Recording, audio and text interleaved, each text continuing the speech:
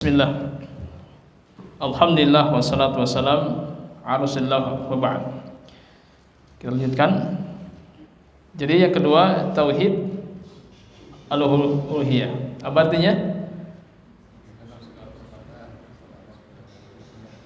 Menjadikan Allah Subhanahu wa taala sebagai satu-satunya sembahan yang wajib disembah dan diibadahi. Apa dalilnya? Surat Al-Fatihah. Iyyaka na'budu wa iyyaka nasta'in. Iyyaka na'budu, hanya kepada Engkau-lah kami beribadah, wa iyyaka nasta'in, dan hanya kepada Engkau-lah kami meminta pertolongan.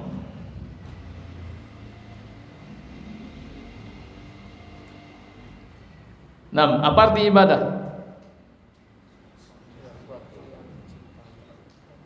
Salah satu yang dicintai oleh Allah Subhanahu wa taala, baik ucapan maupun perbuatan, itu ibadah. Ucapan yang baik, perbuatan yang baik yang akan dicintai Allah Subhanahu wa taala, itu namanya ibadah. Sekali lagi, ibadah itu artinya adalah setiap ucapan dan setiap perbuatan yang mengundang cinta dan ridha Allah Subhanahu wa taala. Syaikhul Islam Ibnu Taimiyah rahimahullah ta'ala, dia mengatakan bahwa al-ibadatu hiya ghayatul dhul bil ghayatil hub. Ibadah itu artinya adalah ghayatul dhul, sebuah ketaatan yang sangat maksimal, bil ghayatil hub, disebabkan karena cinta yang maksimal pula. Itu ibadah namanya. Jadi ibadah itu memiliki dua komponen inti. Yang pertama, ketaatan yang sangat maksimal. Yang kedua, cinta yang sangat maksimal. Maka ibadah yang kita jalankan harus semaksimal mungkin. Fattaqullaha mastata'tum. Bertakwalah kepada Allah dengan semampu kalian, atau semaksimal mungkin. Itu ibadah. Ya, jadi memiliki dua komponen inti. Ketaatan yang sangat maksimal, yang kedua cinta yang sangat maksimal. Ini berarti bahwa di dalam ibadah harus terkandung rasa cinta kepada Allah Subhanahu wa taala. Kalau taat saja tanpa ada cinta kepada Allah, itu bukan ibadah. Sekali lagi, taat saja tanpa cinta kepada Allah, itu bukan ibadah. Bukan ibadah. Karena ada perbedaan antara taat dan ibadah. Taat dan ibadah. Apa arti taat dan apa arti ibadah? Setiap taat belum tentu namanya ibadah, tapi ibadah, setiap ibadah pasti taat. Apa perbedaan antara taat dan ibadah? Apa bedanya? Kalau taat itu sebuah loyalitas terhadap perintah dan larangan, itu taat. Sebuah loyalitas terhadap perintah dan larangan. Begitu kita menjalankan perintah, begitu kita menjauhi larangan, berarti kita termasuk orang yang taat. Ingat, taat saja belum sampai dinamakan dengan ibadah. Karena ibadah wajib didasarkan pada cinta kepada Allah Subhanahu wa taala. Itu taat. Ya, kalau ibadah tadi kan ghayatul dzul bil ghayatil hub. Sebuah ketaatan yang sangat maksimal didasarkan pada cinta yang sangat maksimal pula. Itu namanya ibadah. Coba lihat jemaah sekalian, ketaatan yang tidak didasarkan pada cinta kepada Allah. Jadi ketaatan kalau tidak didasarkan cinta kepada Allah, itu bukan ibadah. Contoh siapa? Orang munafik. Orang munafik, mereka taat kepada Allah dengan salat. Dengan salat. Tapi kenapa salat mereka tidak dinamakan ibadah? Kenapa? Nah, karena mereka salat bukan karena cinta kepada Allah Subhanahu wa taala. Coba lihat, ketaatan yang tidak ada cinta kepada Allah bagaimana? Wa idza qamu ila shalah qamu kusala. Ketika mereka berdiri untuk salat, mereka berdiri dengan kusala. Apa kusala? Malas. Ya. Yura'un nas, mereka riya ketika salatnya. Wala yadhkuru illa qalila. Mereka tidak mengingat Allah dalam salatnya kecuali hanya sedikit. Itulah dampak ketaatan yang tidak didasarkan pada cinta kepada Allah. Sampai Imam Ibnu Qayyim rahimahullah belum menyebutkan ada 6 sifat orang munafik ketika salat. 6 sifat orang munafik ketika salat. Yuk kita koreksi masing-masing. Yang pertama apa? Ta'khiruha, mengakhirkan waktu salat. Salat dinanti-nanti. Salat ditunda-tunda. Kenapa dinanti-nanti? Kenapa ditunda-tunda? Menunjukkan apa? Berat dilakukan. Ya, terutama salat Isya dan salat subuh. Kata Nabi sallallahu alaihi wasallam, "Azkarus salat al-munafiq salatul Isya wa salatul al-fajr." Salat yang paling berat dilakukan orang munafik itu 2. Pertama salat Isya, yang kedua salat subuh. Itu orang munafik. Nah, kalau kita menjalankan salat Isya, salat subuh berat sekali, berarti dalam hati kita terdapat penyakit kemunafikan. Penyakit kemunafikan. Jadi munafik itu enggak jauh-jauh, bisa terjadi pada saat kita melakukan sifat orang munafik. Ada orang ya yang meninggalkan sholat waktu kan banyak. Sama sekali tidak sholat. Sebagian sekali sholatnya pas Jumatan, bahkan sekali pas Id. Ini lebih dari orang munafik. Tapi yang pertama ta'khiruha, mengakhirkan waktu sholat, dinanti-nanti. Ini menunjukkan apa? Berat dilakukan. Yang kedua apa? Al-kasal, malas ketika melakukan sholat. Enggak orang munafik yang semangat ketika sholat, enggak orang munafik yang sungguh-sungguh ketika sholat. Orang munafik malas-malas. Ingat jemaah sekalian, malas kita untuk ibadah itu akibat dosa. Malas kita untuk ibadah itu adalah dampak dari dosa. Mau ngaji, aduh malas. Nah, curigai malas kita, ada apa? Mau ngaji, sibuk dengan dunia. Curigai kesibukan kita, ada apa? Itu bukan alasan. Malas bukan alasan, sibuk bukan alasan. Alasan sesungguhnya apa? Dosa. Kenapa dosa? Kenapa dia malas? Ada dosa. Kenapa dia sibuk? Ada dosa.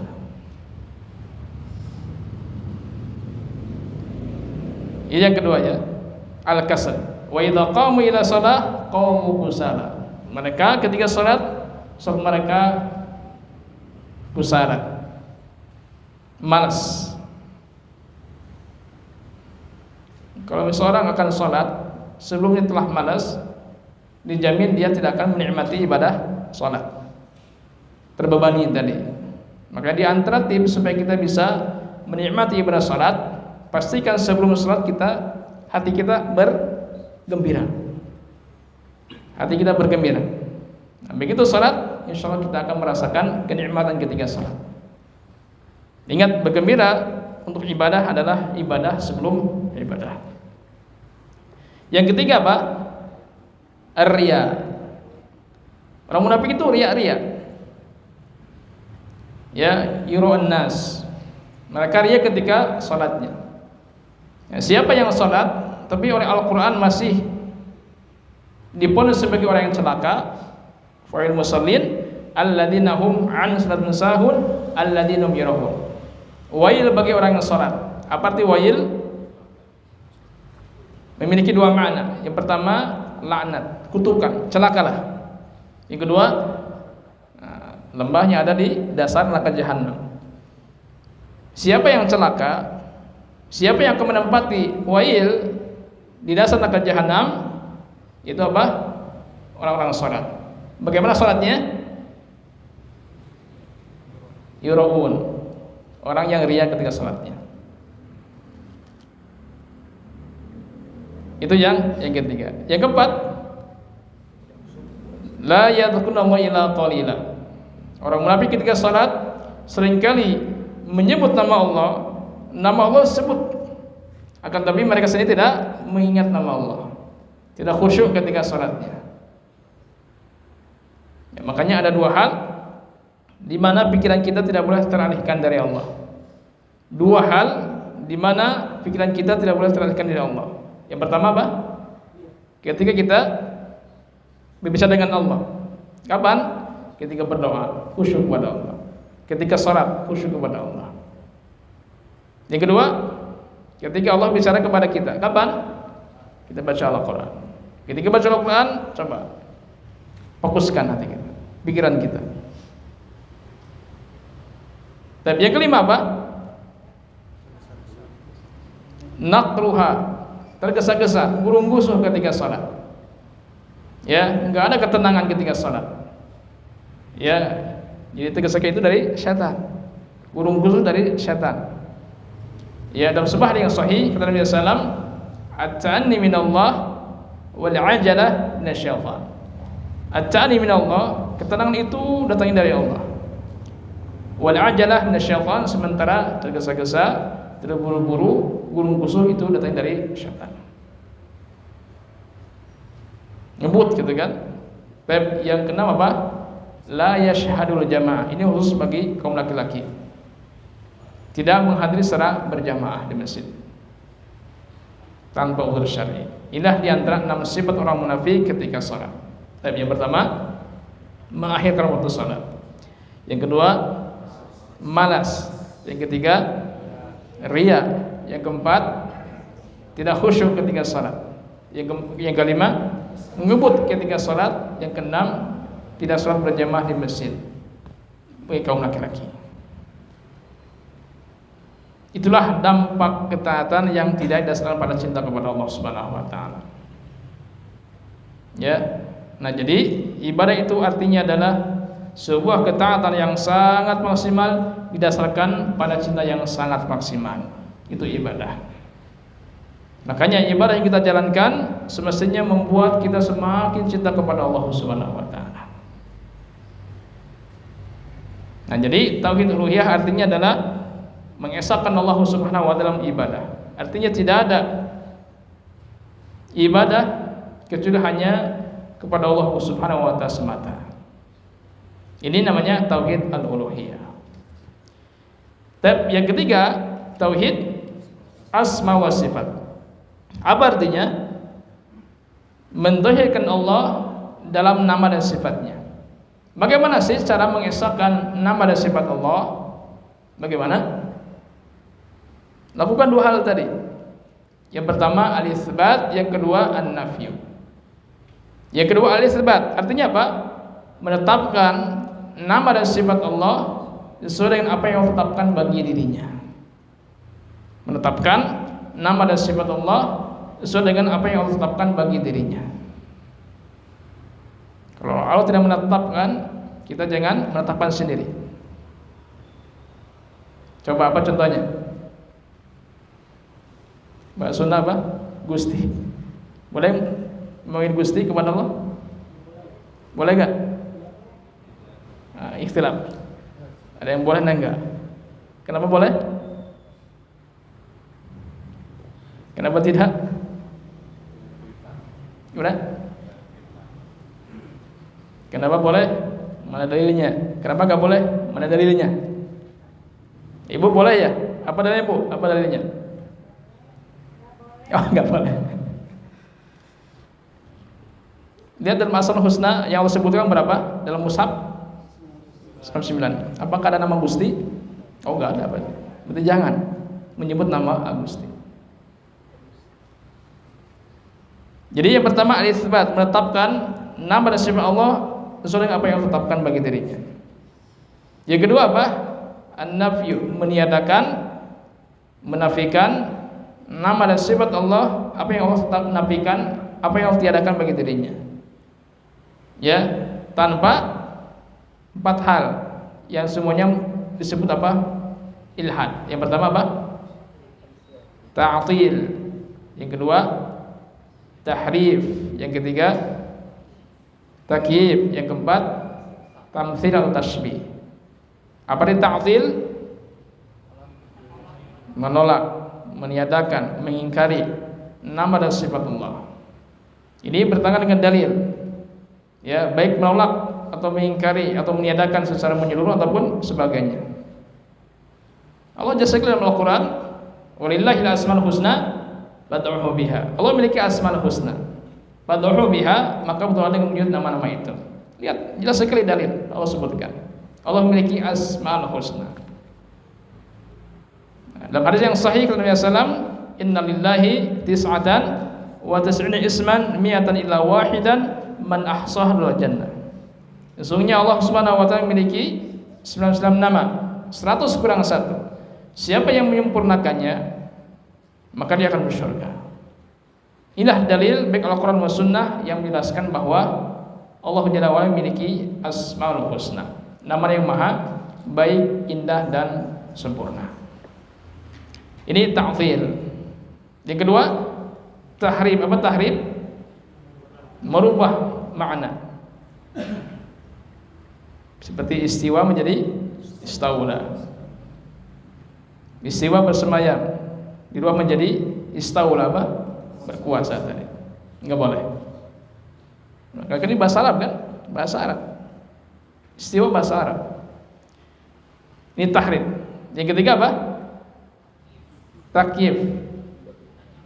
Menanyakan bagaimana. Seperti Imam Malik rahimahullah ketika ditanya bagaimana istiwanya Allah di atas arsy, beliau mengatakan al-istiwa'u ma'lumun wal kayfu majhulun wal imanu bihi wajibun wa su'al anhu bid'atun. Beliau mengatakan bahwa al-istiwa'u ma'lum, istiwanya Allah di atas arsy itu ma'lum, telah diketahui maknanya. Wal kayfu majhul, menanyakan bagaimana gambarannya, bagaimana sih istiwanya Allah di atas arsy itu majhul, tidak diketahui. Allahu a'lam. Yang diantara sifat orang mukmin itu adalah mengimani kepada perkara yang gaib, karena akal manusia serba terbatas. Wal imanu bi wajibun, mengimaninya merupakan suatu kewajiban. Wasu'al anhu bid'atun, bertanya tentangnya merupakan suatu kebid'ahan, perkara yang diadakan dalam syariat. Ini takyif, enggak boleh. Tapi yang keempat, tamtsil atau tashbih, mengadakan penyerupan bagi Allah Subhanahu wa taala. Menyerupakan Allah dengan makhluknya atau makhluk dengan Allah. Nah, inilah di antara 4 bentuk ilhad. Yang pertama ta'til, yang kedua tahrif, yang ketiga takyif, yang keempat tamtsil atau tashbih. Maka manhaj Ahlussunnah wal Jamaah sebenarnya dijelaskan oleh para ulama, yaitu manhaj, cara metode beragama yang memiliki 3 kriteria khusus. Yang pertama a'lam, yang kedua ahkam, yang ketiga asbab. Apa itu a'lam? Lebih ilmiah, sesuai dengan ilmu yang bersumber dari Al-Quran dan Sunnah. Yang kedua ahkam, lebih bijak, ya sesuai dengan hikmah yang agung. Tapi yang ketiga apa? Aslam, lebih selamat dari berbagai macam penyimpangan. Nah, itulah di antara 3 macam tauhid. Ya, tauhid rububiyah, tauhid al-uluhiyah, dan tauhid asma wa sifat. Nah, jadi kita harus betul-betul mengilmui tentang tauhid. Baik, sekarang kita koreksi tauhid kita. Apakah tauhid kita tauhid yang sehat atau berpenyakit? Apakah tauhid kita tauhid yang lurus atau menyimpang? Coba bagaimana cara mengoreksi tauhid kita? Bagaimana?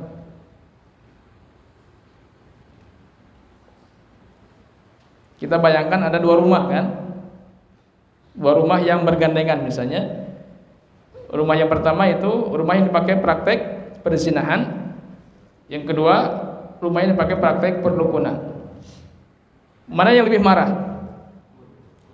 Betul. Kalau kita lebih marah kepada rumah yang dipakai praktek perdukunan, kesyirikan, berarti menunjukkan tauhid kita kuat, lurus. Tapi sebaliknya, apabila kita lebih marah kepada rumah yang dipakai praktek prostitusi perzinahan, ini kebanyakan manusia kan? Coba aja. Berarti apa? menunjukkan bahwa tauhid kita bermasalah. Misalnya ada rumah yang dipakai praktek perzinahan, digerebek katanya, digerebek gitu. Sementara praktek perdukunan dibiarin. Ini tauhid yang bermasalah. Kenapa demikian? Jawabannya karena dosa yang paling besar apa? Syirik. Daripada perzinahan. Zina dosanya besar, syirik lebih besar lagi. Itu ujiannya. Bayangkan ada dua rumah. Yang pertama rumah yang dipakai praktek perzinahan, yang kedua rumah yang dipakai praktek kesyirikan. Kalau kita lebih marah rumah yang dipakai praktek kesyirikan daripada rumah yang dipakai praktek perzinahan, itu berarti menunjukkan bahwa tauhid kita luar biasa. Ya, menurut biasa. Itu ujiannya begitu. Ya, karena dosa yang paling besar adalah syirik. Innallaha la yaghfiru ayyushraka bihi wa yaghfiru ma duna dzalika liman yasha. Sesungguhnya Allah Subhanahu wa taala akan mengampuni dosa syirik, akan tapi Allah akan mengampuni dosa selain daripada syirik. Misalnya pelaku syirik, dia ikut berjihad di jalan Allah, berkali-kali berjihad.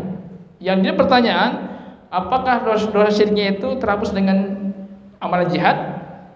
Enggak, meskipun berkali-kali jihadnya.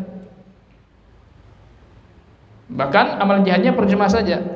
Kalau tidak bertauhid, kalau dia tidak bertauhid, percuma saja. Ya. Nah, adapun orang yang melakukan perbuatan zina seperti wanita pelacur ya. Pelacur kan ini berkali-kali zinanya. Kalau zina itu bisa terhitung ya, 1 kali 2 kali. Kalau pelacur itu ketika zina ini jadi sebagai profesi atau pekerjaan. Zina terus, pelacur. Ya.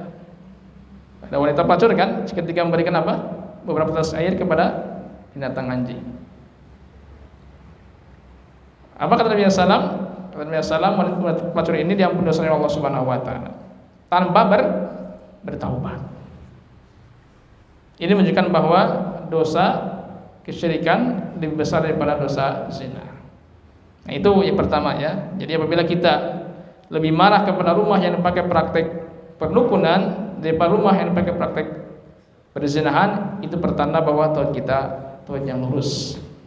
Tapi sebaliknya, ini kebanyakan orang, apabila kita lebih marah kepada rumah yang dipakai praktek perzinahan daripada rumah yang dipakai praktek kesyirikan, itu pertanda tauhid kita bermasalah, berpenyakit, perlu diluruskan kembali. Ini yang pertama, cara mengecek tauhid kita. Yang kedua, kebanyakan orang kan masih bergantung kepada selain Allah, padahal dia bertauhid. Masih saja melihat ada kekuatan di samping kekuatan Allah Subhanahu wa taala. Itu belum sempurna tauhidnya. Karena tauhid yang sempurna itu adalah ketika mengsirnakan adanya kekuatan di samping Allah Subhanahu wa taala.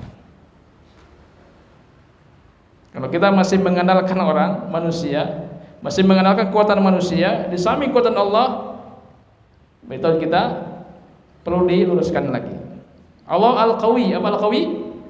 Maha kuat. Asmaul Husna kan? Berarti kita esakan bahwa tidak ada kekuatan di samping kekuatan Allah Subhanahu wa taala. Masih saja orang mengandalkan kekuatan makhluk padahal dia bertauhid. Ya, padahal dia bertauhid. Kita kan mengatakan ketika akan keluar rumah, apa doanya? Bismillahi tawakkaltu 'alallahi la haula wala quwwata illa billah. La haula wala quwwata illa billah. Tidak ada daya dan tidak ada kekuatan kecuali hanya milik Allah Subhanahu wa taala. Itu tauhid. Tadi mengesahkan Asmaul Husna, Al-Qawi, Allah Maha Kuat. Berarti esakan. Jangan kita mengandalkan kekuatan di samping kekuatan Allah. Jadi kebanyakan orang masih saja mengandalkan kekuatan di samping kekuatan Allah. Berarti tauhid kepada asma wa sifatnya perlu diluruskan kembali, dikuatkan kembali. Ya, karena orang yang memiliki tauhid yang sempurna terhadap asmaul husna, dia betul-betul akan memurnikan ya nama dan sifat Allah Subhanahu wa taala. Tidak ada kekuatan di samping kekuatan Allah Subhanahu wa taala. Bayangkan ya, kalau semalam gak ada satpam, hancur sudah. Coba lihat. Siapa yang melindungi? Allah Subhanahu wa taala. Bayangkan kalau bukan dokternya dari luar negeri, sudah mati dia. Coba lihat. Ya, makanya Imam Ahmad bin Hanbal rahimahullah taala ya, beliau berpendapat bahwa kalau orang sakit itu tidak dianjurkan tidak boleh berobat. Kenapa? Dan apa hukum berobat? Hukum asalnya sunnah. Sunnah. Tapi Imam Ahmad bin Hanbal rahimahullah taala beliau berpendapat bahwa orang sakit jangan berobat. Kenapa? Dengan berbagai macam alasan. Nah, di antaranya karena orang yang sakit lalu dia sembuh, biasanya pertama kali disebut apa? Obatnya. Kamu sembuh ya? Iya, obatnya dari Yaman. Madu dari Yaman gitu. Coba lihat. Kamu sembuh? Iya, dokternya dari luar negeri. Coba lihat. Ini kesyirikan. Ya, Allah Asy-Syafi, Allah yang menyembuhkan. Allah Subhanahu wa taala yang memberikan penyakit, Allah juga yang menyembuhkan penyakit itu. Jadi jarang sekali orang yang sembuh dari penyakitnya mengatakan alhamdulillah, Allah Asy-Syafi. Jarang sekali. Maka kata Imam Ahmad, jangan berobat kalau begitu. Merusak tauhid. Merusak tauhid. Nah, jadi apabila tauhid kita sempurna, kita tidak akan mengandalkan kekuatannya samping kekuatan Allah Subhanahu wa taala. La haula wala quwata illa billah. Ilah tingkat tauhid yang paling tinggi. Ya, paling tinggi. Nah, apa sih pengaruh tauhid yang sempurna? Apa pengaruhnya? Ternyata jemaah sekalian, tauhid yang sempurna itu akan memberikan pengaruh yang sangat luar biasa. Ya. Terlebih ke dalam hati kita. Dan siapa yang memiliki tauhid yang sempurna, maka hatinya akan qalbun salim. Apa arti qalbun salim? Apa arti qalbun salim? Jadi qalbun salim ini adalah diantara tanda ahlu syurga.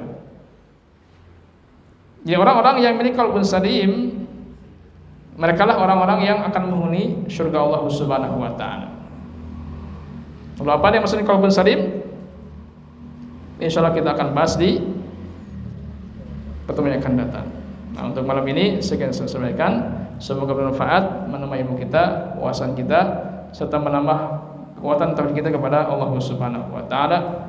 Allahumma shalli subhanaka wa bihamdik asyhadu an astaghfiruka wa atubu ilaik wa da'wana alhamdulillah wassalamu alaikum warahmatullahi wabarakatuh.